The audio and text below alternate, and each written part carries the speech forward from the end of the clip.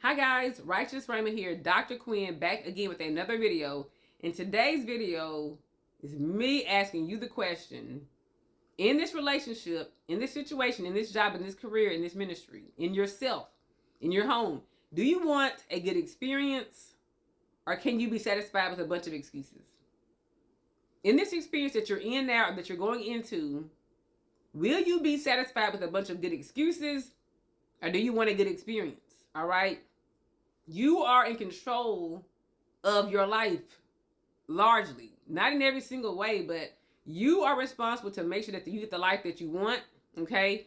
You're responsible for what you settle for and what you stay in, okay? So I want you, and I know there's exceptions to everything, but I want you all to take control of what you're experiencing so you can have a great experience. When you get to the end of your life, whether that's 2 weeks from now, or 20 years, or 50 years from now, I want you to be able to say, I had a say-so in how this turned out for me. I didn't just sit there in some mess and take a bunch of excuses.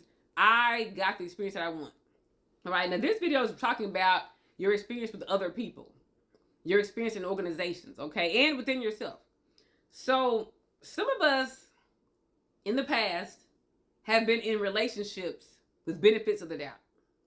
Some of us have been in relationships with benefits of the doubt, okay? We never got what we wanted. It was always, well, he would have, well, he didn't mean to, well, she would have done this, well, she tried, but we never got anything we wanted. All we got was a list of excuses. So think of this in your head. A list of all the things that you want in life.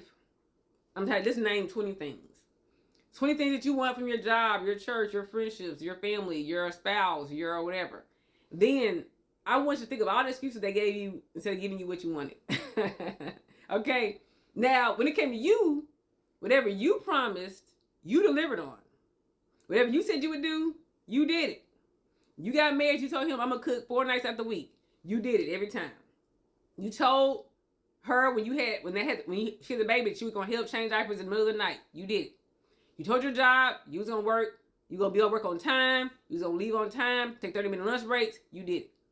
You told your pastor you would be in prayer every Wednesday, you did it. Everything you promised, you delivered on.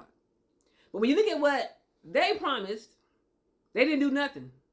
They did half of it. They did 20% of it. They had a bunch of excuses. You don't want excuses over good experience, okay? And when you start doing your assessments and you're realizing you ain't did nothing you said you was going to do, then you have a choice to continue in it or to get up out of it or to place expectations or demands on this person, okay? All right, so we have all been in relationships with benefits of the doubt. People who said they're going to do a thing and they did not do it, all right? All right, so first I need you to have a list of what you want. You know, even if you go on vacation, I want to do this, I want to visit this place, go this place, eat here. Have expectations in your day, in your life, in your week, in your month, in your year. You can't just go through life just haphazardly and hope something happens. You got to have, what do I want to happen in my life? On my birthday, you know, in my church, if you're a pastor, in my church, what I want to happen in my church, what I want to happen in my home with my children. Have expectations, okay? You can't just live life just, I don't know, no goals. You just see what happens. I see what they do. I see what they give me. No, go in there with expectations, okay? All right. Ask yourself, what do I want to experience from this relationship? You know, people who choose to date, romantic relationships are always optional. You don't have to do it. If you're going to do it, you probably have expectations like, well, I want to go to movies once a week. I want to go out to eat once every 2 weeks. I want us to watch movies together. I want us to get married within 5 years. I want us to have children together. You have a list in your head of what you expect. I want us to travel the world. I want us to go to museum and theater and whatever you want to do.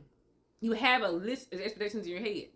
When you go on that first date or the second or third date, you begin to express those expectations. You begin to say, you know what? I always see myself, when I think about my relationship, I think about like, I would like us to like travel together, like do road trips together. I like us to go to this and that and the third together, do this, experience this together, go skydiving or something like that. Whatever you expect, okay? Whatever you expect to experience in your lifetime with your partner.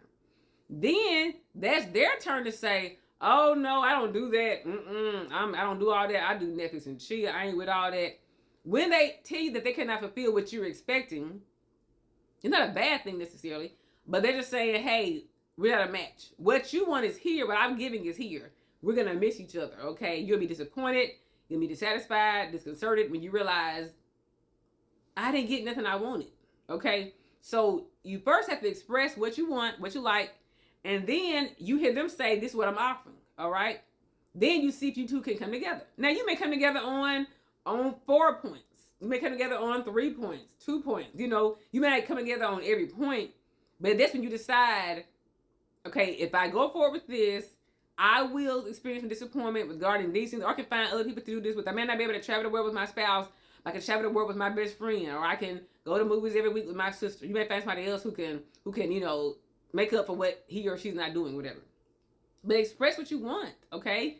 If you don't ever ask, the answer is always no. If you never take a step forward, you're always in the same place. You gotta have a goal, okay? After that, if you express what you want and they express what they're offering, you decide to go together or not. If they say, hey, I can do those things, I like doing those things as well, that's my goal as well, then you do it, okay? And you see that they're actually doing it. They said they're going to do this, they did this. They said we go here on our 1 month, our 1 year anniversary, they did that. They said they do this with their children, they did this. They said they're going to do this, they did this. Just see if it lines up. See if it's coherent. See if it's congruent, what they're saying and what they're doing, okay? You do assessments. You journal. You talk to your friends. If you have a marriage counselor, a marriage mentor, you know, discuss with your friends, your therapist, your counselor.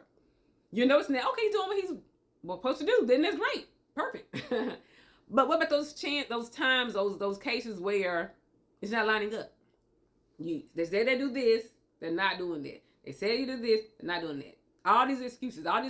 Well, I would have, but then I got tired. Well, I would have, but then this happened. Well, I was going to do, but then I got this. Well, I was going to do, but then you did this. All these excuses, you're not getting your boxes checked. You have 20 boxes and none of them are being checked, and it's 5 years into the marriage, nothing's being checked. 5 years into the relationship, to the friendship, to the job, to the ministry, nothing's being checked. All right? So you check in, do your assessment, do your journal, and say, she's not being a very good friend. Everything she said she would do, she never did it. Everything I said I was going to do, I did it. This is not working. This is not what's happening, okay? Guess what? You are the CEO of your life. You are the CEO of your life. Who else is the CEO of your, other than Most High God? You're the CEO of your life, okay? You hire and fire. You promote and you demote at will. I'm in Tennessee. It's an at will state. We can fire you at will for any reason. Of course, it can't be discrimination, but it can just be at will because we didn't want you working here no more, okay? You're the CEO of your life, so do assessments, do check-ins. Like, that person ain't called me at my mama's funeral. They ain't show up to my wedding.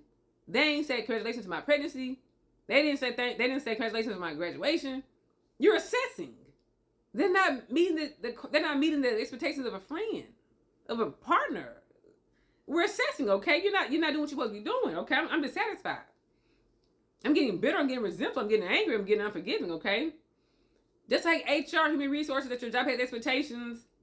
You know, they're letting you know, like, hey, are you able to do this job? Like, you apply for this job, are you able to do this job? You think you can do this?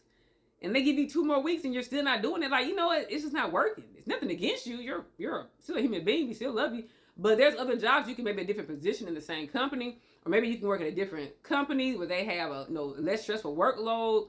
It's less expectations. It's gonna pay less, but maybe this is where you need to be because you're not suitable for this organization. You're not suitable here. Okay.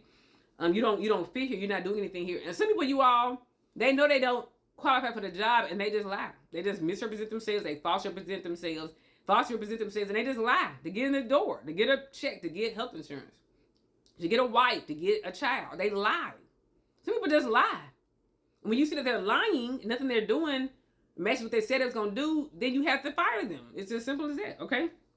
They lied to you to get in the door. Broken promises are not like fulfilled promises. It's not the same. It's not the same.